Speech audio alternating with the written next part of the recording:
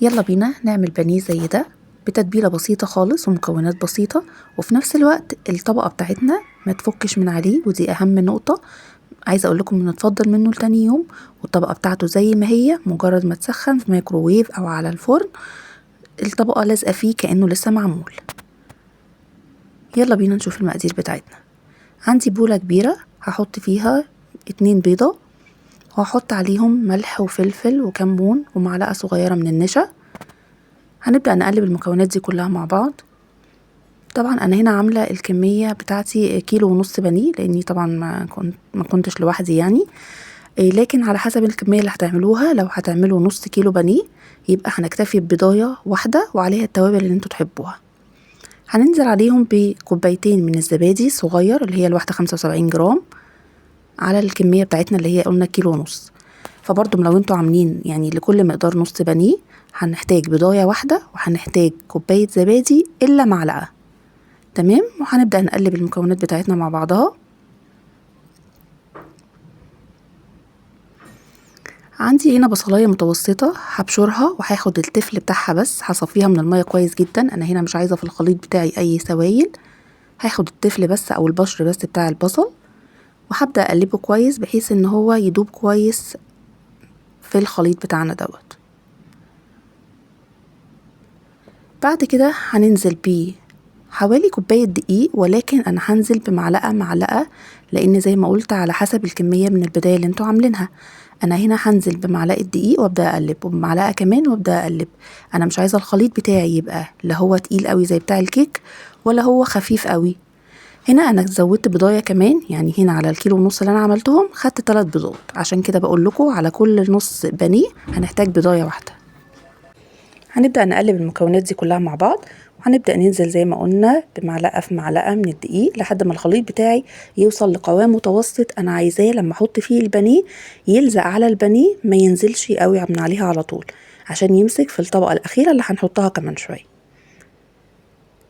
هنبدأ نقلب في الخليط بتاعنا كويس. طبعا هنا لو عندكم هاند بلندر هيبقى اسهل، عشان حتى التفل او البشر بتاع البصل يبدأ ان هو يدوب في وسط الخليط بتاعنا.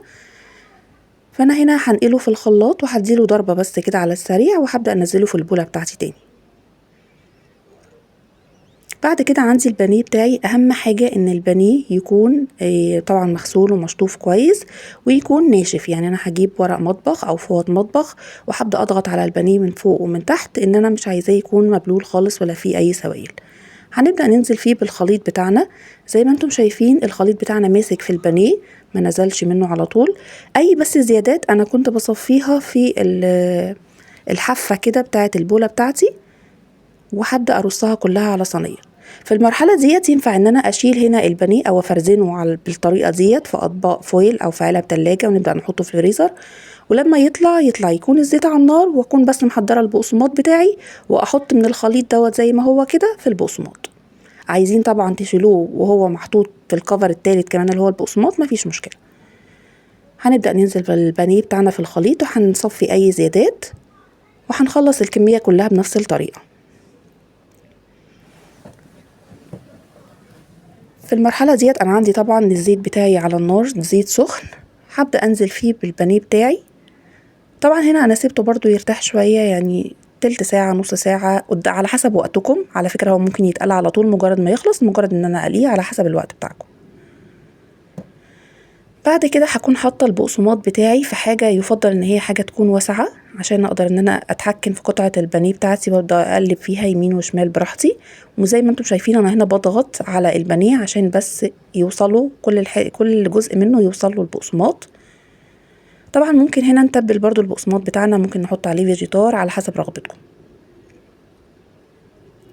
هنبدأ نخلص الكمية بتاعتنا كلها بنفس الطريقة. زي ما بقولكم كان ممكن ان احنا نفرزن من البداية هو بالخليط بس، او ممكن ان احنا بعد ما حطينا الفيجيتار او البقسماط بتاعنا ممكن برضو نحطه في ستريتش ونغلفه يبقى طالع على التحمير على طول. هنكمل كله بنفس الطريقة. هنضغط بس على البانيه كويس عشان البقسماط يوصل لكل حتة فيه.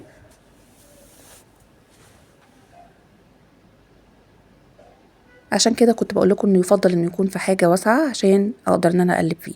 في زيت هنا على النار هبدأ احط البانيه بتاعي، بس مش هقلبه غير لما ابدأ احس ان هو اخد لون. هنا بعد ما خلصت الكمية كلها، طبعا بقى الجرنش اللي في الاخر دوت على حسب ذوقكم انتوا. زي ما انتم شايفين مستوي ولونه جميل جدا، واهم حاجة ان الطبقة بتاعتي ما فكتش اثناء القلية، وزي ما بقولكم لتاني يوم مجرد ما تسخن كأنه لسه معمول بالظبط. احلى بانيه ممكن تاكلوه، وطري جدا من جوه ما نشفش مننا في القلية. وبألف هنا وشفا.